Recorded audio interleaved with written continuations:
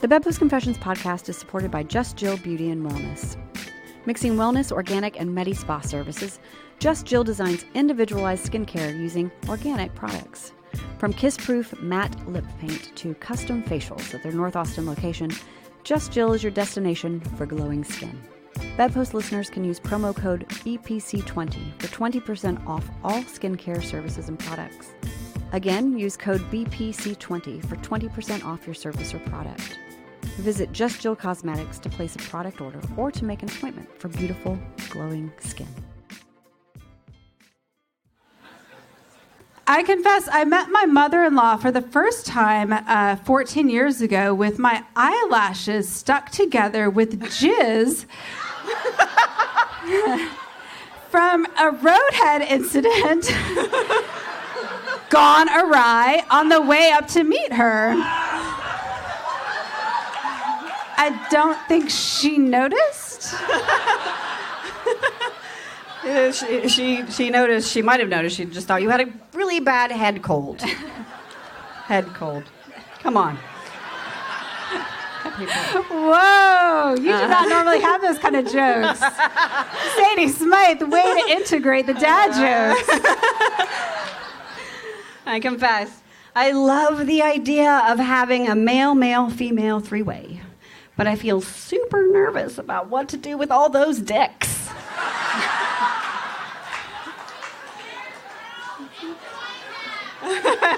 Enjoy them, she said. Enjoy them, Enjoy yeah. them. Great That's answer. Spectacular advice.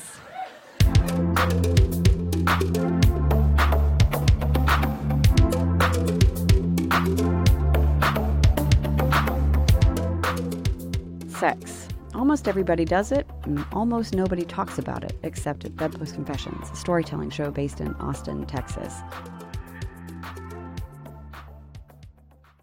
Whether the stories are funny, informative, political, or completely personal, the anonymous confessions from the audience are the stars of every show. This month's episode features one of Bedpost Confessions' longest-running performers. Holly Lorka has performed on the Bedpost stage over 13 times over our 9-year run and has earned a fan favorite title. Holly Lorka's story, Loose Change, is about a surprise gift that was given to her and that she gave herself. Holly is a writer, storyteller, and retired stand-up comedian who moonlights as an ICU nurse for fun. Her work has been featured on Dan Savage's Hot Mic podcast, as well as other national and local shows, and in the Bedpost Confessions anthology, available on Amazon. And just a quick reminder that all Bedpost storytelling productions are made accessible to the deaf audience members by the lovely interpreters from Soul Illumination. Holly and her longtime interpreter, Mandy, often end up sharing the spotlight because while the interpreters are there to serve the deaf, they enthrall the entire crowd with their beautiful expressions of American Sign Language. If you hear a roar of laughter and don't understand why, the interpreter may have stolen the show for a moment.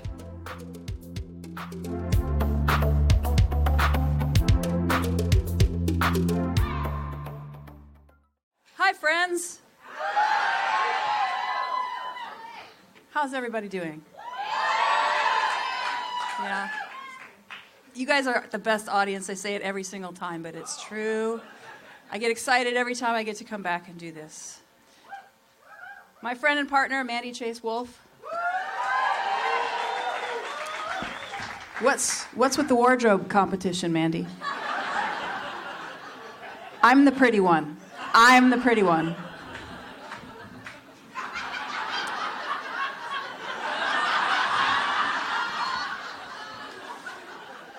So every time I finish one of these, I go home and I think, I'm done. That's it. I have no more stories. And guess what? Shit keeps happening. So here's another one. 37 cents. 1 quarter, a dime, and 2 pennies. Loose change. What you might get back if you pay cash for a tall boy at the convenience store. Or, I don't know, a tube of lipstick. Some coins that you drop into your right front pocket and walk around with. You might hear them jingle occasionally or feel them with your hand when you stick it in there, but mostly they're non-existent to you until you take off your pants at night and go to hang them up and the coins fall all over your closet floor. So you kick them into the corner, because you never pick shit up if you're like me. And your sweet girlfriend picks them up and puts them somewhere. 37 cents represents the hatred I felt about my body for my entire life. Just this thing I carried around in my pocket and would think about only occasionally, like if I needed to put on a bathing suit, or had to get a mammogram, or if I tried to buy the shirts I actually wanted at Nordstrom. That's when it would flare up the worst, but even then I just kicked it to the corner of my closet. This is what my body is. I can deal with it. I've been up here a bunch of times telling you about my dick and how pissed off I am that I didn't get one, that I don't have to keep in the bedside table in a Taco Cabana bag. You should have been here for that story. Yes, that's been difficult, but that one really only bothers me during occasions of sex when I want to, but can't have it the way I was meant to have it. I assure you, I'm not having sex all the time, because I'm 48. And at my house, we have HGTV.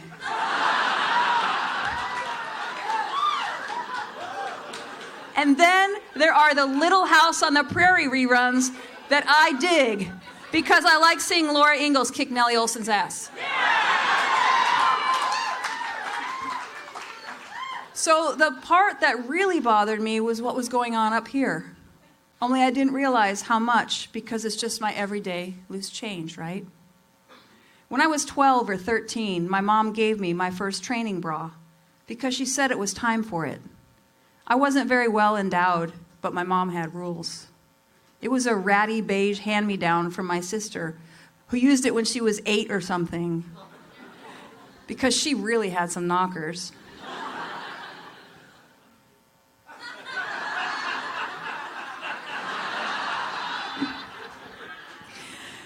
Every time I put it on, I felt stupid and humiliated and wondered what exactly this was helping me to train for. It certainly wasn't going to do anything for my softball game, Mom.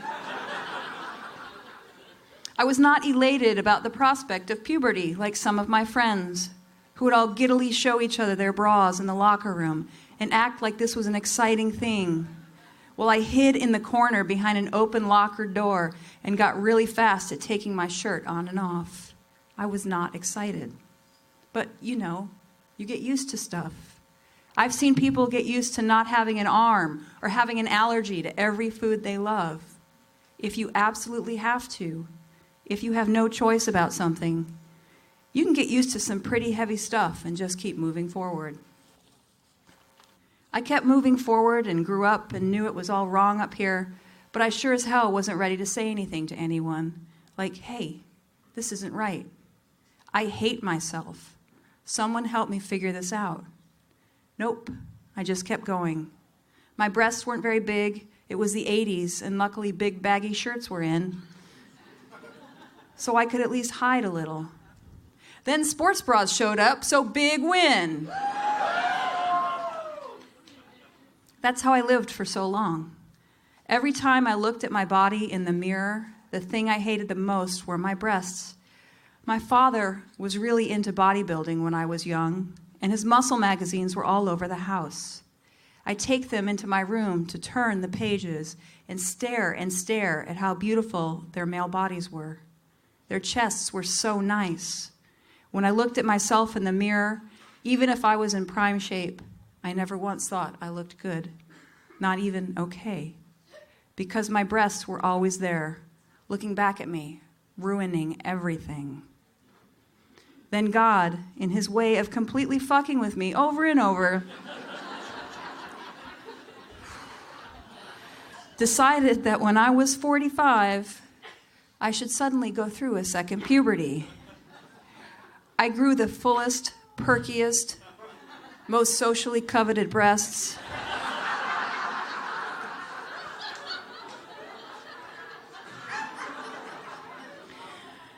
I don't know if it was a change in my hormones or what, but thanks again, God. Imagine you are a middle-aged man. You go to bed one night and you're slightly okay with your body and everything is fine. In the morning, you wake up and suddenly you have the most tremendous rack. That could rival Phoebe Cates getting out of the pool in Fast Times at Ridgemont High.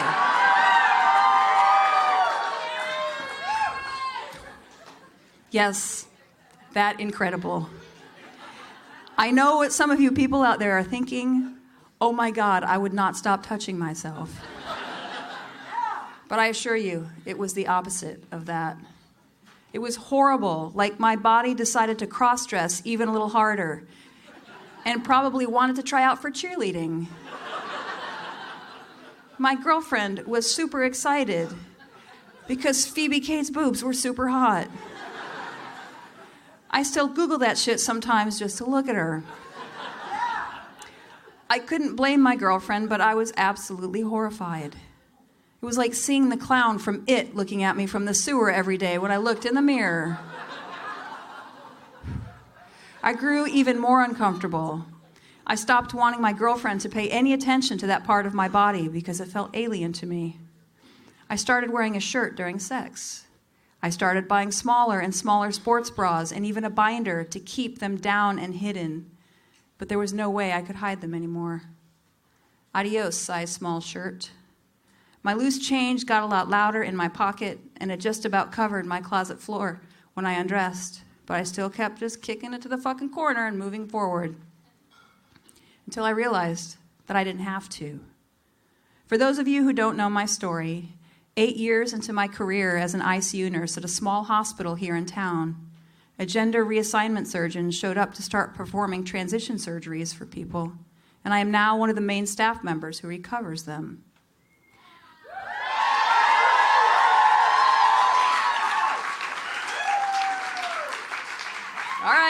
All right, God, okay. These surgeries include top surgeries or double mastectomy, chest masculinization. You would think that when Captain Gender Reassignment Surgeon showed up at my hospital to do top and bottom surgeries for trans folks, because even though God likes to fuck with me, he occasionally tosses me a bone, that I would have jumped at the chance to make things right. Or maybe when I started seeing all these guys roll out of the OR with their beautiful, flat, masculine chests. Or perhaps when they told me their top surgery day was the best day of their lives, because suddenly these things that are seen by our society as if not sexy, then at least overtly feminine, were gone. Or maybe when my hospital started talking about covering these procedures for their employees. Nope.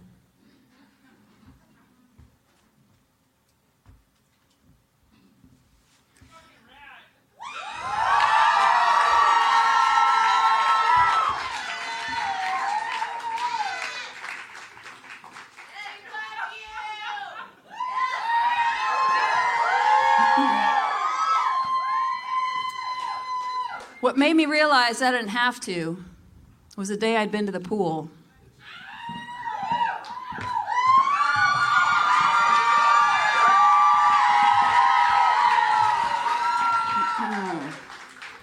I was sitting in the backyard with my girlfriend in my bathing suit.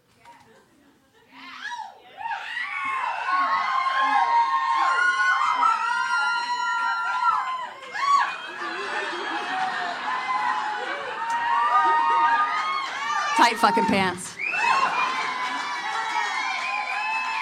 My bathing suit, which consisted of these ridiculous board shorts, coupled with some awkward sports bra / bikini thing.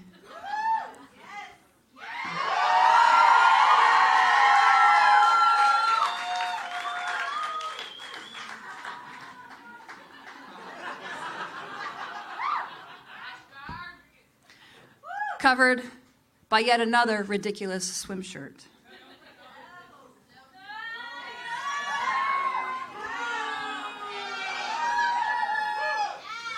I look like a 7-year-old at Schlitterbahn.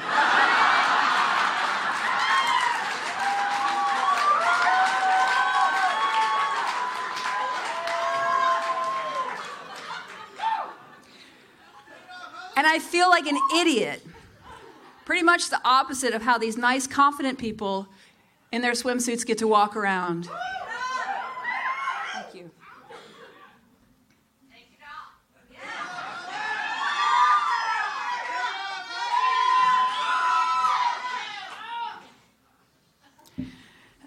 Back to the story.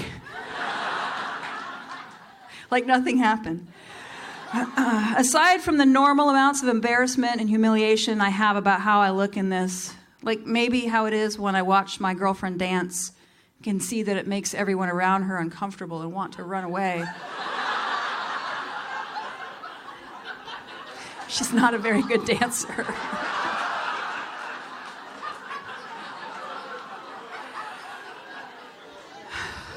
I was pissed that my shorts were totally dry, but my boobs were still all wet and cold because they were covered by this stupid getup. And I complained loudly about it to my girlfriend. She responded, "You're miserable. Why don't you just get top surgery? The surgeon is like your BFF, for God's sakes. You have the golden ticket." And just like that, I realized I could do it. That I didn't have to live with my body the way it was anymore, and suffer and kick that fucking change around and act like it didn't exist. My girlfriend, who had loved my breasts when they were available to her, who had accepted when they weren't and had taken some time to realize the extent of my hatred of them, and maybe didn't understand how big a deal this was for me sometime, was the one who set me free. Within 5 minutes, I texted the surgeon and told him what I wanted to do, and his response was, "Fuck yeah."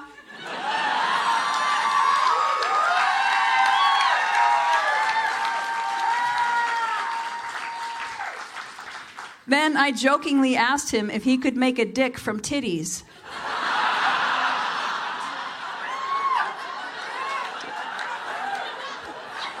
And he said, kind of like making a diamond out of 2 pieces of coal.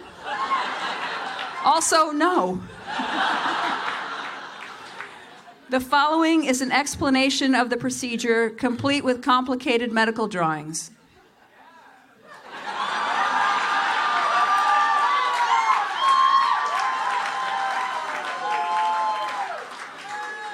That's it. It takes years for people to get in to see the surgeon. That's how good he is, and that's how many miserable people there are in the world.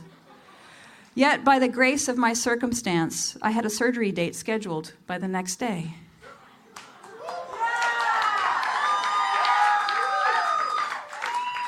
That week, my pre-op appointment consisted of me ambushing him in the staff lounge at work, shamelessly lifting my scrub top, tank top, and sports bra and asking, "Keyhole or mastectomy?" He's like, "No, Steve, you get the mastectomy. You're too big." And within 2 months, I'd had my surgery. 5 days after surgery, I went for follow-up and could finally have my binder and my dressings removed to see my chest. You know when you have those really great moments in your life, like maybe when your children are born, or when you discover that there's a search feature on your porn site? That really got him. Where you can type in absolutely anything you want and find it. Well, this was better. My chest was finally correct. Even though my freshly removed, resized to that of a nickel, and replaced nipples looked like scabby pepperoni. I didn't care. I've had several of my trans patients tell me when they wake up from surgery and look down to see their new dicks for the first time that all of their dysphoria disappeared instantly. I certainly believed them, but I didn't really understand exactly what that must have felt like for them. It's cold in here.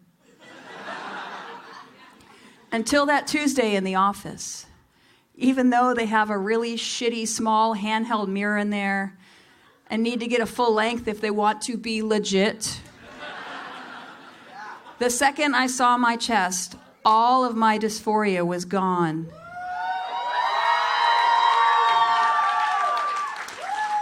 In a puff of smoke and pepperoni, The 37 cents was gone, and it wasn't on the floor. It was in a trash can in the operating room. And now, love you, Tony. And now I can't stop staring in the mirror and loving what I see. I have what I've always wanted.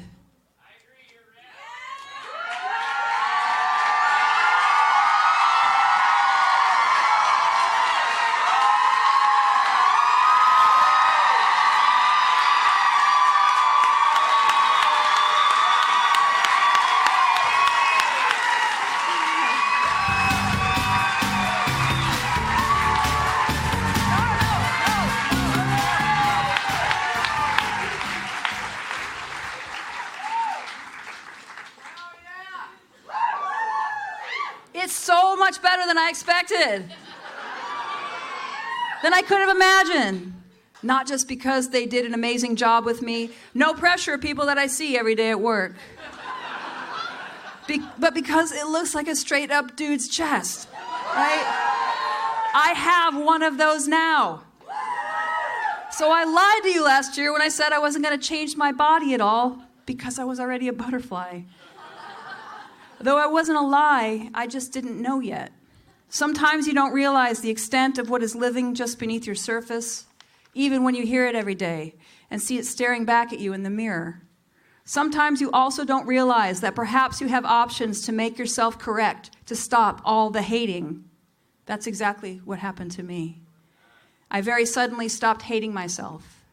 I don't know what to do with this amount of happiness. I feel like someone just let me out of prison, and it's perfect weather out, and the birds are chirping and are happy to see me. And I just found $1 million. And then Phoebe Cates gets out of a magical pool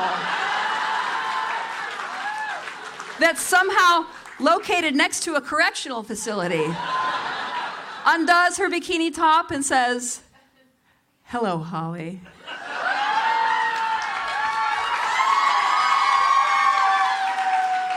And the best part is I'm still a goddamn butterfly, except now I don't have titties and can flutter fucking faster in a size small shirt from Nordstrom that's so sharp it could cut a perfect part in your hair. Thank you.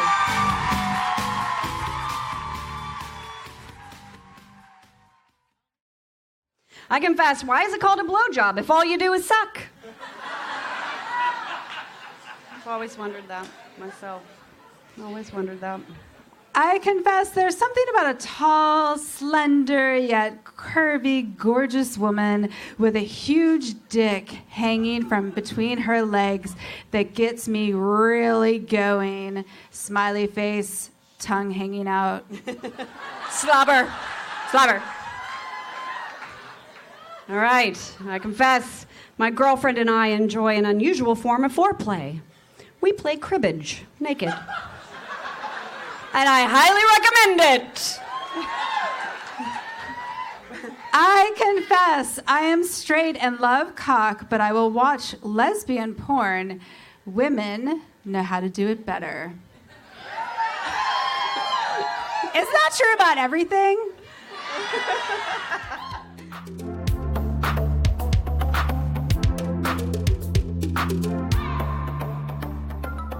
Bedpost Confessions is recorded in front of a live audience at the North Door in Austin, Texas. To view upcoming show dates, submit your confession to us, or to snag an I Confess t-shirt, tote, or journal, visit bedpostconfessions.com. Follow Bedpost Confessions on Instagram and Facebook for more anonymous confessions, as well as snapshots of Bedpost Confessions performers and their stories as they take over our Instagram on Tuesdays. Links to all things Bedpost Confessions in our show notes. Bedpost Confessions is produced by myself, Sadie Smythe, and Miranda Wiley. And our podcast production team is Mariah Gossett, Mike Moody, and Permanent Record Studios. And don't forget you can confess with us online or in person. The 2020 show dates are now up on our website, so make sure to add them to your calendar if you live in Austin.